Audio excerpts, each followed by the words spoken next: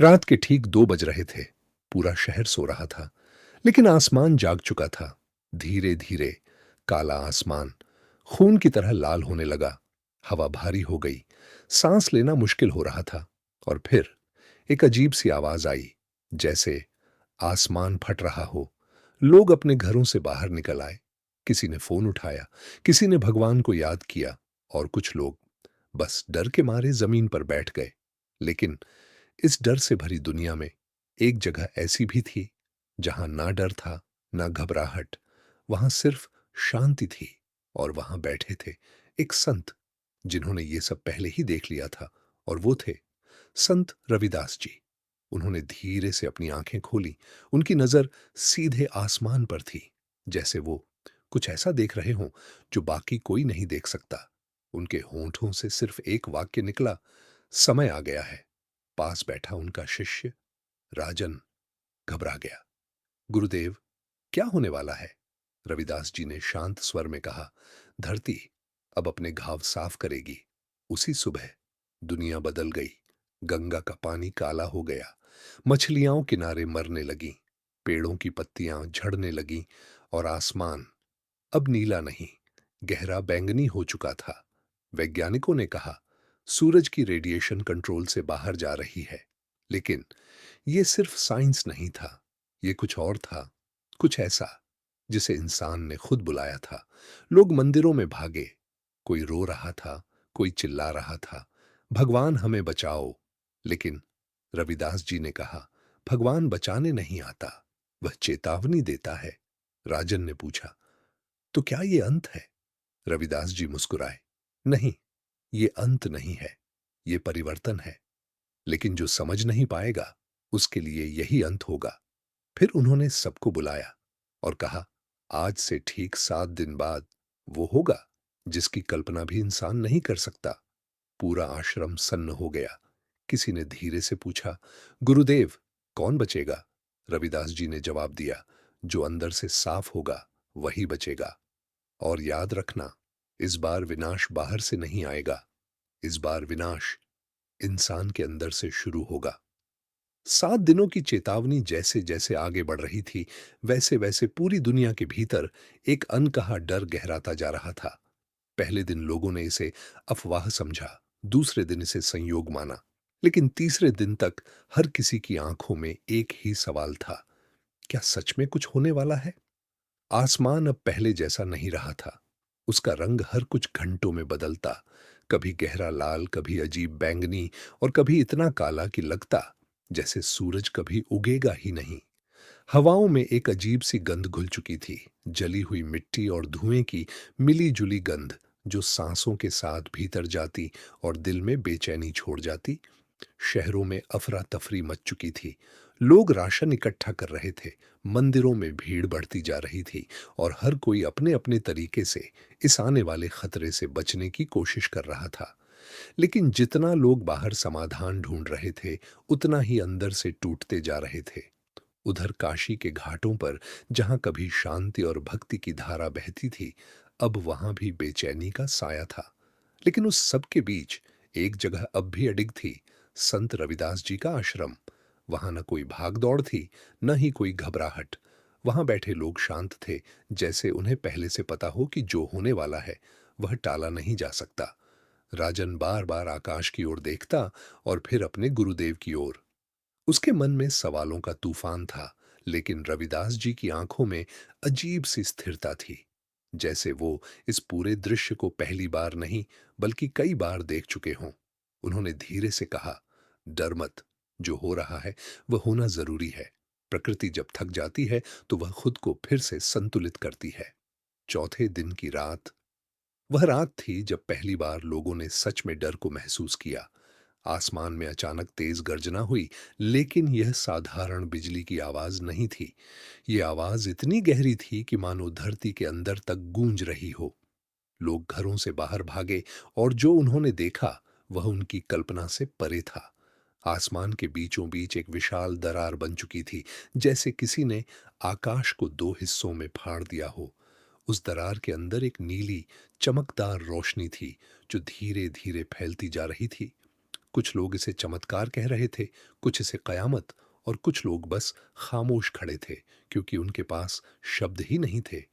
जैसे जैसे वह नीली रोशनी तेज होती गई, धरती ने भी अपना रूप बदलना शुरू कर दिया। समुद्र की लहरें अब शांत नहीं थीं, वे शहरों की ओर बढ़ रही थीं, धीरे धीरे लेकिन लगातार। पहाड़ों से पत्थर टूटकर गिरने लगे और नदियां अपनी दिशा बदलने लगीं। ऐसा लग रहा था जैसे पूरी पृथ्वी एक साथ जाग गई हो और अपने भीतर छुपे गुस्से को बाहर निकाल रही हो। लोग भाग रहे थे, चिल्ला रहे थे, एक दूसरे को धक्का दे रहे थे। लेकिन उस अफरा तफरी के बीच भी कुछ लोग ऐसे थे जो बस आसमान को देख रहे थे, जैसे उन्हें समझ आ गया हो कि अब भागने से कुछ नहीं होगा। राजन यह सब देख रहा था। उसका दिल तेजी से धड़क रहा था। उसने कांपती आवाज में पूछा, गुरुदेव, ये क्या है? ये आकाश क्यों फट रहा है? रविदास जी ने धीरे से अपनी आंखें खोलीं और उस नीली रोशनी की ओर देखा। उनकी आवाज में वही शांति थी। ये अंत नहीं है, ये द्वार है। राजन समझ नहीं पाया। द्वार? किसका द्वार? रविदास जी ने कहा, यह उस ऊर्जा का द्वार है जहां से आत्मा अपने असली स्वरूप की ओर जाती है। जब संसार में संतुलन बिगड़ जाता है, तब यह द्वार खुलता है, ताकि जो शुद्ध है वह आगे बढ़ सके, और जो अशुद्ध है वह यहीं रहकर अपने कर्मों का फल भोगे। तभी कुछ ऐसा हुआ जिसने सबको स्तब्ध कर दिया। लोगों के शरीर से हल्की रोशनी निकलने लगी। कुछ लोग धीरे धीरे हवा में उठने लगे। उनके चेहरे पर डर नहीं बल्कि शांति थी, जैसे उन्हें किसी दर्द से मुक्ति मिल रही हो। वे उस नीले द्वार की ओर बढ़ रहे थे, बिना किसी प्रयास के। लेकिन वहीं कुछ लोग जमीन पर गिर रहे थे। उनका शरीर भारी हो रहा था, उनका चेहरा डर और पीड़ा से भर चुका था। वे चिल्ला रहे थे, लेकिन कोई उनकी मदद नहीं कर पा रहा था। यह दृश्य इतना विचलित करने वाला था कि देखने वालों की रूह कांप उठी। राजन ने यह सब देखा और उसकी आंखों में आंसू आ गए। गुरुदेव, ये क्या हो रहा है? कुछ लोग ऊपर जा रहे हैं और कुछ नीचे गिर रहे हैं। रविदास जी ने गहरी सांस ली और कहा, यह वही है जो मैंने कहा था। बचना शरीर का नहीं, भाव का होता है। जिसने अपने भीतर प्रेम, सत्य और शांति को जिया है, वह हल्का हो जाता है, और जो भीतर से भरा हुआ है डर, लालच और अहंकार से, वह खुद ही अपने बोझ से दब जाता है। उस क्षण राजन को पहली बार समझ आया कि यह विनाश बाहर नहीं, अंदर हो रहा है। यह कोई सजा नहीं थी, यह एक प्रक्रिया थी, एक छंटनी, जहां हर आत्मा अपने ही कर्मों के आधार पर अपना रास्ता चुन रही थी। आसमान का वह नीला द्वार अब और भी चमकदार हो चुका था, और उसकी रोशनी पूरी धरती पर फैल रही थी। लेकिन उस रोशनी में भी एक सच्चाई छुपी थी। वह किसी को बचा नहीं रही थी, वह सिर्फ सच्चाई दिखा रही थी। रविदास जी ने धीरे से कहा, याद रखो राजन, ईश्वर किसी को सजा नहीं देता। इंसान खुद अपने कर्मों से अपना भाग्य लिखता है, और जब समय आता है तो वही कर्म उसके सामने खड़े हो जाते हैं। और उस रात दुनिया ने पहली बार देखा कि असली विनाश बाहर नहीं, अंदर से शुरू होता है। उस भयावह रात के बाद दुनिया वैसी नहीं रही। जो कुछ हुआ था उसने हर जीव, हर तत्व और हर सोच को भीतर तक हिला दिया था। आसमान का वह नीला द्वार अब भी खुला था, लेकिन उसकी चमक पहले से शांत हो चुकी थी, जैसे उसने अपना काम पूरा कर लिया हो। हवा में अब भी राख की गंध थी, लेकिन उसमें एक हल्की सी ताजगी भी घुलने लगी थी, जैसे विनाश के बाद जन्म लेने वाली पहली सांस। राजन गंगा किनारे खड़ा था। उसकी आंखों के सामने अभी भी वही दृश्य घूम रहे थे। लोगों का उठना, गिरना, रोशनी और अंधकार का वह भयानक संगम। उसका दिल भारी था, लेकिन भीतर कहीं एक अजीब सी शांति भी जन्म ले रही थी, जैसे कोई गहरा सत्य धीरे धीरे उसके भीतर उतर रहा हो। उसने अपने गुरुदेव की ओर देखा, और उसी क्षण उसका दिल कांप उठा। संत रविदास जी अब पहले जैसे नहीं दिख रहे थे। उनके शरीर से एक हल्की नीली आभा निकल रही थी, जो धीरे धीरे तेज होती जा रही थी। उनका चेहरा पहले से भी अधिक शांत, अधिक दिव्य हो चुका था, जैसे वह अब इस संसार के नहीं रहे हों, बल्कि किसी और ही लोक से जुड़े हों। राजन घबराकर उनके पास दौड़ा। गुरुदेव, ये क्या हो रहा है? आप आप ऐसे क्यों दिख रहे हैं? उसकी आवाज कांप रही थी, आंखों में आंसू थे, जैसे उसे पहले ही अंदाजा हो गया हो कि अब कुछ ऐसा होने वाला है जिसे वह रोक नहीं पाएगा। रविदास जी ने धीरे से उसकी ओर देखा। उनकी आंखों में करुणा थी, लेकिन साथ ही एक अटूट स्थिरता भी। उन्होंने मुस्कुराकर कहा, राजन, जो आया है उसे जाना भी होता है। ये शरीर केवल एक माध्यम है, आत्मा नहीं। राजन ने सिर हिलाया। नहीं गुरुदेव, आप हमें छोड़कर नहीं जा सकते। अभी बहुत कुछ बाकी है। हमें आपकी जरूरत है। उसकी आवाज टूट गई, लेकिन रविदास जी ने धीरे से उसका कंधा थामा। मैं जा नहीं रहा, मैं बस रूप बदल रहा हूं। जब भी तू सत्य को याद करेगा, मैं तेरे भीतर मिलूंगा। इतना कहकर उन्होंने गंगा की ओर कदम बढ़ाए। हर कदम के साथ उनकी आभा और तेज होती जा रही थी। आसपास खड़े लोग यह दृश्य देखकर स्तब्ध थे। किसी को समझ नहीं आ रहा था कि यह चमत्कार है या विदाई। गंगा का जल, जो कुछ समय पहले काला पड़ चुका था, अब धीरे धीरे साफ होने लगा था, जैसे वह भी इस क्षण को पहचान रही हो। रविदास जी जल के बिल्कुल किनारे पहुंचे। उन्होंने दोनों हाथ जोड़कर आकाश की ओर देखा और कहा, हे परम चेतना, जो तेरा है उसे तू संभाल ले, जो भटक गया है उसे राह दिखा दे। और फिर एक तेज प्रकाश आकाश से उतरकर सीधे उनके ऊपर आ गिरा। वह प्रकाश इतना प्रबल था कि कुछ क्षण के लिए सबकी आंखें बंद हो गईं। जब रोशनी थोड़ी कम हुई, तो वहां कुछ भी नहीं था। ना कोई शरीर, ना कोई छाया। बस गंगा के शांत जल पर एक नीला कमल तैर रहा था, जो हल्की हल्की रोशनी बिखेर रहा था। राजन वहीं घुटनों के बल गिर पड़ा। गुरुदेव, उसकी आवाज गूंज कर रह गई, लेकिन जवाब में सिर्फ हवा की धीमी सरसराहट थी। उसकी आंखों से आंसू बहने लगे, लेकिन इस बार उसमें केवल दुख नहीं था, उसमें समझ भी थी। उसे एहसास हो गया था कि यह अंत नहीं, एक परिवर्तन है। वह लंबे समय तक वहीं बैठा रहा। धीरे धीरे आसपास की दुनिया बदलने लगी। आसमान का रंग साफ होने लगा। लाल और बैंगनी की जगह अब हल्का सुनहरा रंग फैलने लगा। हवा में ठंडक लौट आई और दूर कहीं से पक्षियों की पहली आवाज सुनाई दी, जैसे प्रकृति खुद कह रही हो, अब सब खत्म नहीं, कुछ नया शुरू हो रहा है। अगली सुबह सूरज की किरणें पहली बार 7 दिनों बाद धरती पर पड़ी। राजन ने अपनी आंखें खोलीं और चारों ओर देखा। जो कभी शहर था, वहां अब सिर्फ मिट्टी, पानी और टूटी हुई यादें थीं। लेकिन उसी मिट्टी से छोटी छोटी हरी कोपलें निकल रही थीं। पेड़ जो जल चुके थे, उनके तनों से नई पत्तियां उगने लगी थीं। गंगा जो कभी काली हो गई थी, अब फिर से निर्मल बह रही थी। राजन धीरे धीरे उठा और उस नीले कमल के पास गया। उसने झुककर उसे प्रणाम किया। गुरुदेव, आपने हमें छोड़ दिया, लेकिन आपका सत्य यही है। उसी क्षण उस कमल से एक हल्की सी किरण निकली और सीधे राजन के हृदय में समा गई। राजन ने अपनी आंखें बंद कर ली। उसे महसूस हुआ जैसे कोई ऊर्जा उसके भीतर उतर रही हो, जैसे कोई आवाज उसे पुकार रही हो, डर मत, अब तू ही है जो इस नई दुनिया को दिशा देगा। राजन ने गहरी सांस ली और पहली बार उसके चेहरे पर एक दृढ़ता दिखाई दी। वह समझ चुका था, अब यह जिम्मेदारी उसकी है। दिन बीतने लगे। धीरे धीरे नई जिंदगी जन्म लेने लगी। जानवर जो कहीं छिप गए थे, बाहर आने लगे। पक्षी आसमान में फिर उड़ने लगे। नदियां फिर से गाने लगीं। लेकिन इस बार दुनिया अलग थी। यहां शोर नहीं था, यहां लालच नहीं था, यहां केवल संतुलन था। राजन ने गंगा किनारे ही एक नया आश्रम बनाया। वह अब लोगों को एक ही बात सिखाता, धरती को जीतना नहीं, उसके साथ जीना सीखो। कुछ समय बाद एक अद्भुत घटना हुई। एक दिन गंगा के किनारे एक बच्चा जन्मा, लेकिन वह सामान्य बच्चा नहीं था। उसके शरीर से हल्की रोशनी निकल रही थी। उसकी आंखों में अजीब सी चमक थी, जैसे वह इस दुनिया का नहीं, किसी और लोक का हो। राजन ने उसे अपनी गोद में उठाया और उसी क्षण उसे फिर वही आवाज सुनाई दी। यह है नई शुरुआत। इसका नाम है अद्वैत। राजन की आंखों में आंसू आ गए, लेकिन इस बार वह खुशी के थे। उसने बच्चे को गले लगाया और कहा, मैं तुझे वह सब सिखाऊंगा जो इस दुनिया को फिर कभी टूटने नहीं देगा। और उसी क्षण एक नई सभ्यता की नींव रखी गई, जहां नियम शक्ति से नहीं, प्रेम से बनते थे, जहां धर्म पूजा नहीं, व्यवहार होता था, और जहां हर इंसान को यह याद था कि अगर वह फिर से अहंकार में डूबा, तो प्रकृति फिर उसे याद दिलाने आएगी। समय धीरे धीरे आगे बढ़ता गया। नई पृथ्वी सांस लेने लगी और वह सभ्यता जो विनाश की राख से जन्मी थी, अब एक नए युग में प्रवेश कर चुकी थी।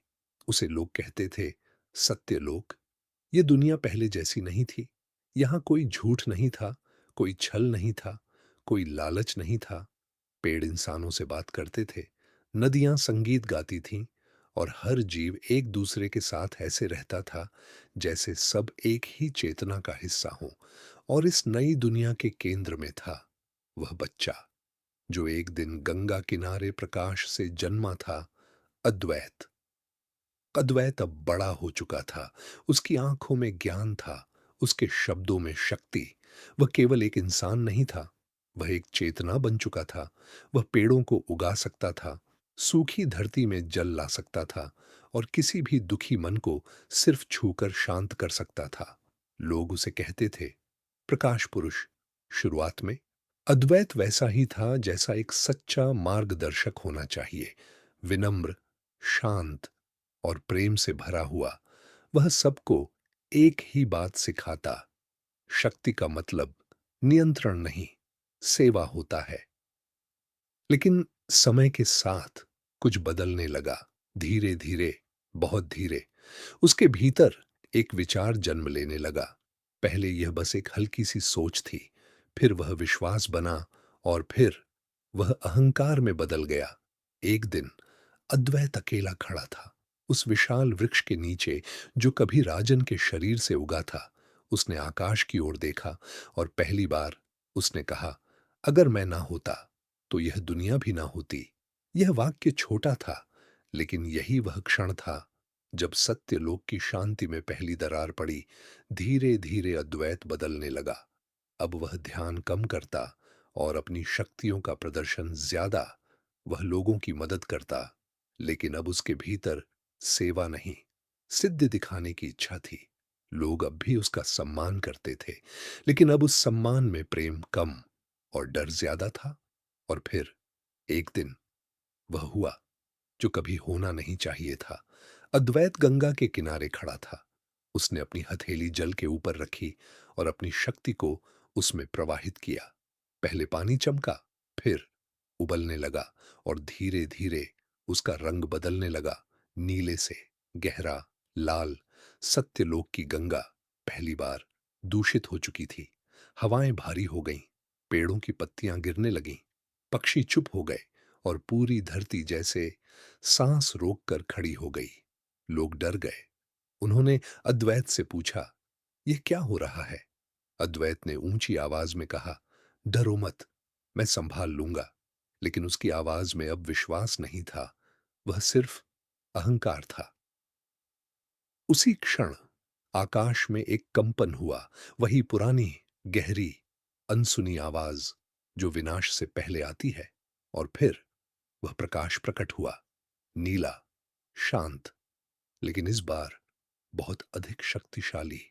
उस प्रकाश के बीच एक आकृति धीरे धीरे स्पष्ट हुई।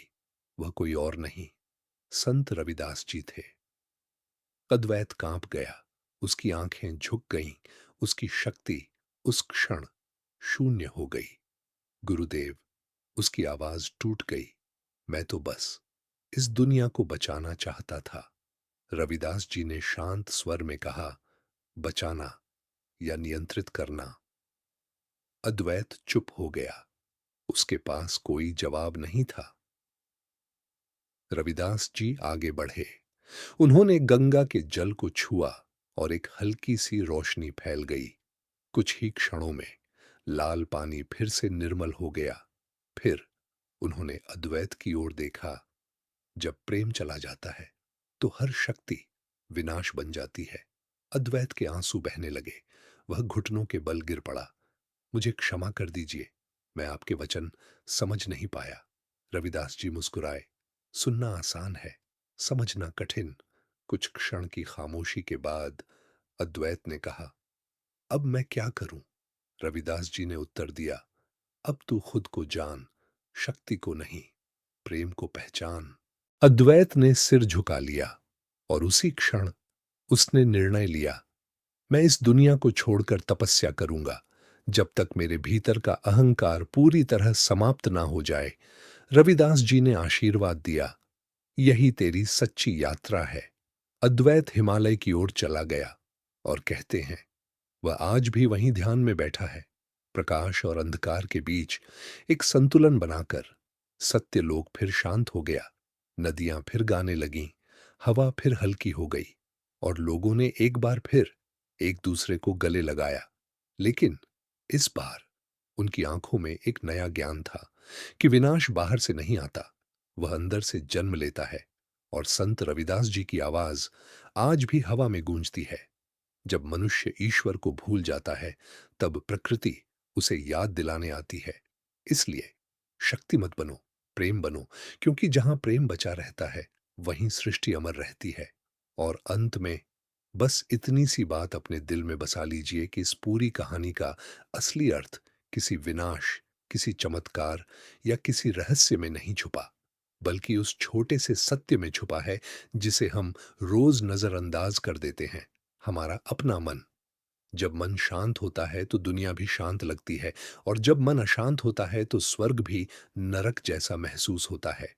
इसीलिए अगर आप सच में अपने जीवन को बदलना चाहते हैं, अपने हालातों को सुधारना चाहते हैं, तो बाहर की दुनिया से लड़ने से पहले अपने भीतर उतरना सीखिए। अपने विचारों को देखिए, अपने अहंकार को पहचानिए और धीरे धीरे उसे प्रेम में बदल दीजिए, क्योंकि यही वह एक शक्ति है जो हर टूटन को जोड़ सकती है, हर अंधेरे को रोशनी में बदल सकती है। याद रखिए, समय बदलता रहेगा, परिस्थितियां बदलती रहेंगी, लेकिन जो इंसान अपने भीतर संतुलन बना लेता है, उसे कोई भी तूफान गिरा नहीं सकता। तो आज से, अभी से एक छोटा सा कदम उठाइए। अपने दिन की शुरुआत एक सकारात्मक विचार से कीजिए, अपने शब्दों में मधुरता लाइए और अपने कर्मों में सच्चाई। और अगर यह कहानी आपको कहीं ना कहीं छू गई हो, अगर आपको इसमें अपना ही कोई अक्स दिखाई दिया हो, तो इसे सिर्फ एक कहानी समझकर मत छोड़िए, बल्कि इसे अपने जीवन का हिस्सा बनाइए, क्योंकि बदलाव सुनने से नहीं, अपनाने से आता है। और हो सकता है यही छोटा सा बदलाव आपके जीवन को उस दिशा में ले जाए जिसकी आपने कभी कल्पना भी नहीं की होगी।